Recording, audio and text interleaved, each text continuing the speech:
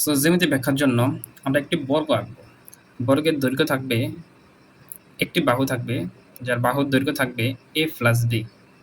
তো এখানে আমরা এর মান 3 ধরে নিয়েছি, বির মান 2। সো সেই অনুযায়ী আমরা একটা বর্গ তৈরি করেছি, এই বর্গটা, যেখানে প্রতিটা বাহুর দৈর্ঘ্য x, অর্থাৎ a প্লাস b। এই বাহুটাকে আমরা 4টা ভাগে ভাগ করেছি। 4টা ভাগে ভাগ করার পর আমরা 2টা বর্গ পেয়েছি, এ একটা বর্গ, এ একটা বর্গ, এবং 2টি আয়তক্ষেত্র পেয়েছি। এখানে প্রত্যেকটা বাহুর দৈর্ঘ্য কিন্তু a প্লাস b। সুতরাং আমরা আইডেন্টিফাই করতে পারি এখানে বাহুগুলোর দৈর্ঘ্য, যেমন AG equal a, EA equal a, একইভাবে BHA এগুলোর বাহুর দৈর্ঘ্য a, এবং b হিসাব করতে গেলে DE হচ্ছে b, সমান্তরাল যেহেতু এগুলো সবগুলি হবে b, এটা এটা এটা। সো এই ক্ষেত্রগুলোর আলাদা আলাদা ক্ষেত্রফল বাইর করে যোগ করলেও আমরা বর্গের মোট ক্ষেত্রফল পাবো। তখন একটা একটা করে আমরা বের করি এবং দেখি কি হয়। সো প্রথমে আমরা এ, ই, এফ, জি এই বর্গ ক্ষেত্রের ক্ষেত্রফল নির্ণয় করব। আমরা জানি বর্গের ক্ষেত্রফলের সূত্র হচ্ছে এক বাহুর দৈর্ঘ্য স্কয়ার। সেজন্য এ, ই, এফ, জি, এইচ বর্গের ক্ষেত্রফল যদি আমরা বের করতে চাই, তাহলে ক্ষেত্রফলটি হবে, যেহেতু বর্গের দৈর্ঘ্য আমরা এ ধরেছি, সুতরাং এ স্কয়ার। এর মান আমরা এখানে 3 হিসেব করেছি, সুতরাং 3 স্কয়ার ইকুয়াল 9। তারপরে যদি আমরা যাই এফ, জি, বি, এইচ। সো চিত্র থেকে যদি আমরা দেখি এফ, জি, বি, এইচ, এটা একটি আয়ত। এই আয়তক্ষেত্রের ক্ষেত্রফল বের করব। তো আয়তক্ষেত্রের ক্ষেত্রফল বের করার জন্য আমাদের দৈর্ঘ্য এবং প্রস্থের মান লাগবে। সেখানে দৈর্ঘ্য আমরা পাচ্ছি এ এবং প্রস্থ পাচ্ছি বি।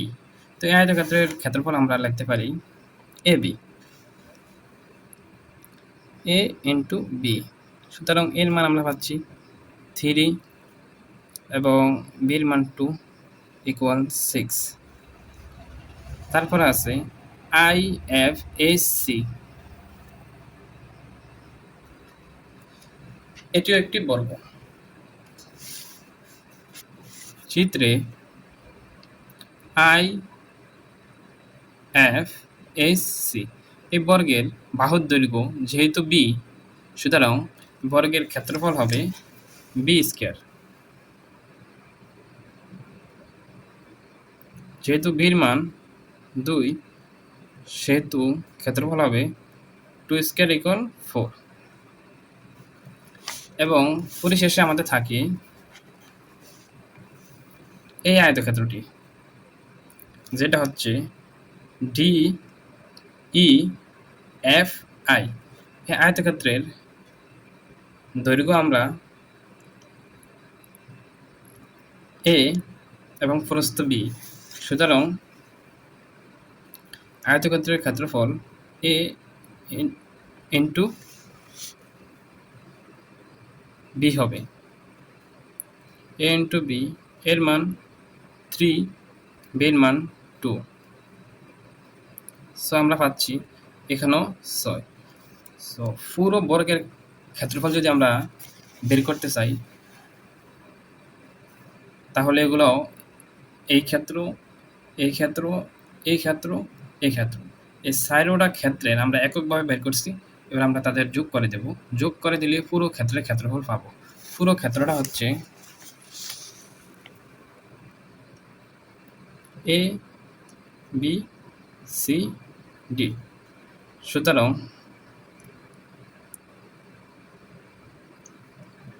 আমরা লিখতে পারি 4টার যোগফল। তো প্রথমটা আমরা পাচ্ছি গিয়ে 9,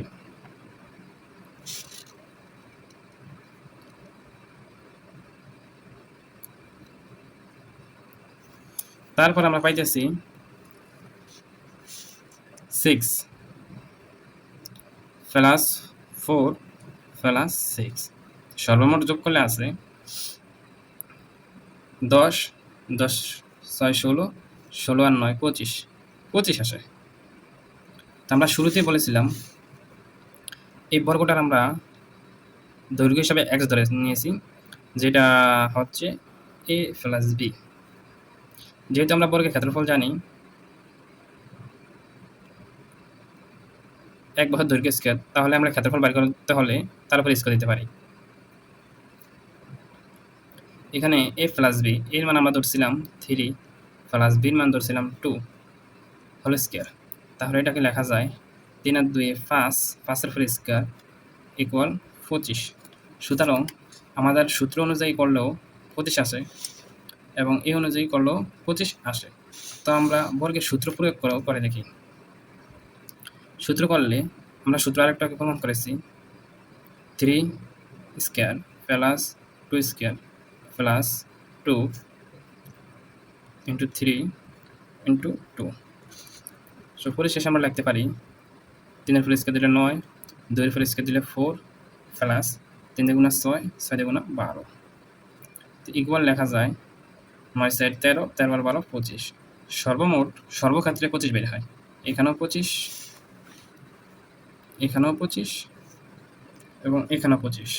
সুতরাং জ্যামিতিক ব্যাখ্যায়ও প্রমাণ হয় যে সূত্রটি সম্পূর্ণ সঠিক।